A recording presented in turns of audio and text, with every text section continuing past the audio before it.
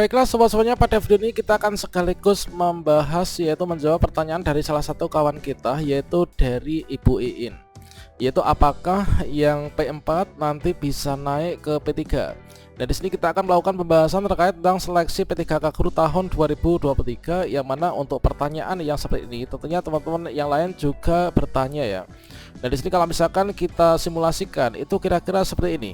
Ketika teman-teman nanti login ke akun SSCASN atau membuat akun, di sini nanti yang sebelumnya kita masuk dalam kategori pelamar umum, apakah nanti kita bisa naik menjadi P3? Tentunya dengan dari kriteria pelamar umum nanti bisa naik menjadi pelamar prioritas 3, nanti akan bisa menguntungkan kita, baik itu dari untuk urutan pemenuhan kebutuhan atau urutan pengangkatan prioritas. Nanti selain itu juga untuk mekanisme seleksi yang akan kita gunakan tentunya akan lebih mudah ya kalau misalkan kita statusnya menjadi P3 daripada dari pelamar umum, teman-teman. Dan pada video ini kita akan berbagi update informasi terbaru, yaitu bagaimanakah cara P4 ini bisa naik menjadi P3. Yang mana di sini nanti kita akan menjadi guru sekolah negeri dengan masa kerja lebih dari atau sama dengan 3 tahun, sehingga nanti kita akan bisa mendapatkan mekanisme seleksi yang lebih mudah kembali ya. Dan sebenarnya di sini untuk batas TMT minimal agar kita ini masuk dalam kategori prioritas 3 P3K Guru 2023 ini seperti apa? Silahkan simak video ini sampai selesai. Namun sebelum kita lanjutkan, perlu saya ingatkan, bagi teman-teman yang mungkin baru saja menemukan channel ini, silakan klik tombol subscribe-nya dan aktifkan notifikasi loncengnya, sehingga nanti jika ada update video terbaru, kalian tidak akan ketinggalan informasi. Baiklah sobat-sobatnya, ketika kita nanti melakukan pendaftaran seleksi, sepertinya untuk pendaftaran seleksi antara di tahun 2022 dan juga 2023 ini nanti tidak akan jauh berbeda, dikarenakan masih menggunakan Permen PRB nomor 20 tahun 2022, yang mana ketika dulu kita melakukan pendaftaran untuk di tahun 2023 2022. Nah di sini pelamar ya, ini adalah baik itu teman-teman yang sudah mulai akun maupun juga belum punya akun.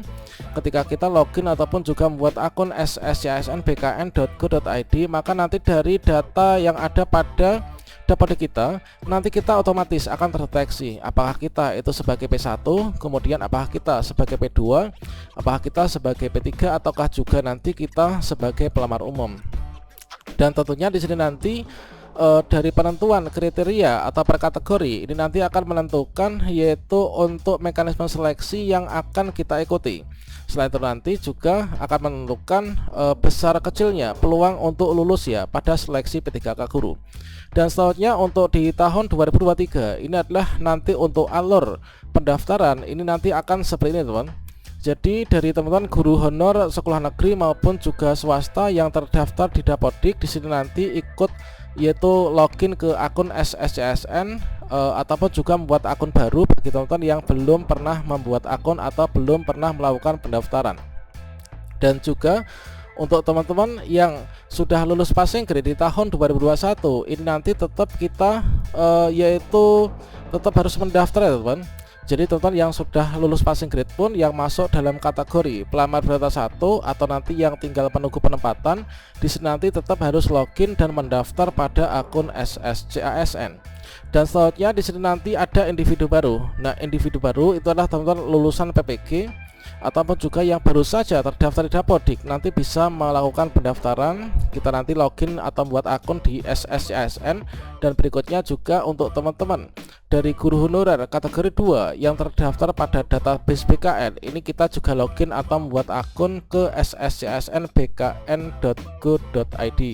Dan setelah itu nanti ketika kita sudah berhasil login semua atau membuat akun, maka nanti kita akan dimasukkan yaitu dalam sistem, dan sehingga nanti ketika kita itu terdeteksi dari ijazah yang kita miliki ataupun juga sertifikat pendidik yang kita miliki, nanti kita linearnya itu kemana. Dan nanti kita akan bisa memilih formasi mata pelajaran sesuai dengan linearitas ijazah atau serdik yang kita miliki. Nah, kemudian di sini kalau misalkan kita lakukan pembahasan terkait tentang perubahan status prioritas dari yang awalnya dari pelamar umum nanti apakah bisa naik menjadi P3, tentunya di sini nanti sangat memungkinkan untuk teman-teman yang dulunya di tahun 2021 atau mungkin 2022 kita ini masuk dalam kategori P4 atau pelamar umum, nanti otomatis kita akan bisa yaitu naik ya menjadi P3. Nah, sebelum itu kita harus perhatikan dulu untuk catatan penting ini, yang mana pada paparan hasil rakor Kemdikbud dengan Pemda ini adalah seperti ini. Untuk catatan yang pertama yaitu honorer pada sekolah negeri yang baru terdaftar pada Dapodik nanti mulai dari bulan Oktober 2022 hingga sampai saat ini, maka teman-teman nanti akan masuk sebagai individu baru. Artinya teman-teman guru honorer di sekolah negeri yang terdaftar Dapodiknya itu adalah mulai bulan Oktober 2022 sampai dengan saat ini, maka nanti teman-teman akan menjadi pelamar umum. Nah, kalau misalkan kita pelamar umum, tentunya di sini nanti kita akan masuk dalam kategori yaitu peserta yang harus ikut seleksi dengan menggunakan cat UNBK ya. Untuk soalnya nanti adalah soal seleksi kompetensi yang terdiri dari seleksi kompetensi teknis, kemudian manajerial, kemudian juga sosiokultural. Dan selanjutnya di sini kita cek kembali ya. Ini adalah untuk terkait tentang pelamar seleksi tes. Ini kan di sini ada THK2.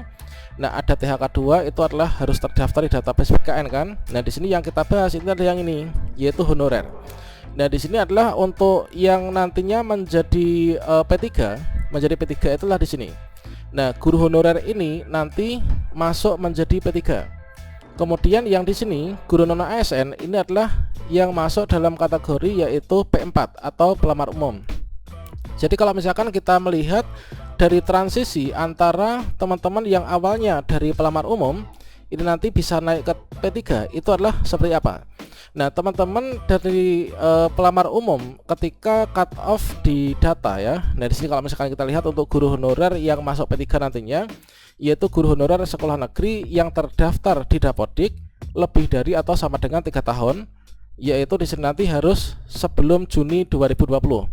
Nah, kalau misalkan di sini teman-teman pelamar umum ketika di tahun 2022 atau 2021 kemarin melakukan pendaftaran masuk ke P4, kalau misalkan di sini nanti teman-teman itu terdaftar Dapodiknya itu sebelum bulan Juni 2020, maka teman-teman nanti otomatis akan terdeteksi sebagai pelamar prioritas 3. Kalau misalkan teman-teman di sini nanti ini yaitu untuk guru ASN, guru honor sekolah negeri terdaftar Dapodik yang kurang dari 3 tahun yaitu setelah bulan Juni 2020, maka teman-teman nanti akan menjadi P4. Jadi di sini nanti untuk cut off-nya itu adalah Juni 2020 teman-teman. Yaitu Juni 2020. Nah, ini Juni 2020 ini saya nulisnya agak sulit juga ya. Nah, ini adalah untuk cut off-nya untuk nanti masa transisi dari teman-teman dari P4 dan P3. Kalau misalkan teman-teman masa kerja Dapodiknya nanti kurang dari sebelum bulan Juni, ini nanti kalian akan masuk ke P3. Kalau misalkan teman-teman lebih dari bulan Juni 2020, nanti masuknya menjadi pelamar umum. Nah, di sini nanti perbedaannya kalau misalkan teman-teman terdaftar sebagai P3, nanti posisinya di sini, yaitu kita ini dari guru sekolah negeri kan, yaitu sebelum bulan Juni ini nanti kita ikut seleksi menggunakan cat namun menggunakan soal-soal observasi. Kalau misalkan kita masuk ke pelamar umum, nanti kita masuknya adalah menggunakan cat UNBK. Nanti kita mengerjakan soal seleksi kompetensi. Nah, lebih menguntungkan yang mana? Lebih menguntungkan yang kalau misalkan kita masuk ke P3. Dikarenakan nanti secara urutan untuk penempatan ini nanti akan didahulukan dari P3. Setelah teman-teman P1 tuntas, maka diberikan ke THK2 dan selanjutnya diberikan kepada teman-teman yang P3. Daripada P4 nanti belum tentu kita bisa mendaftar, dikarenakan kalau misalkan formasi di daerah sudah habis untuk penempatan P1, P2, P3, ini kebanyakan nanti untuk P4 tidak bisa melakukan pendaftaran ataupun juga tidak bisa resume.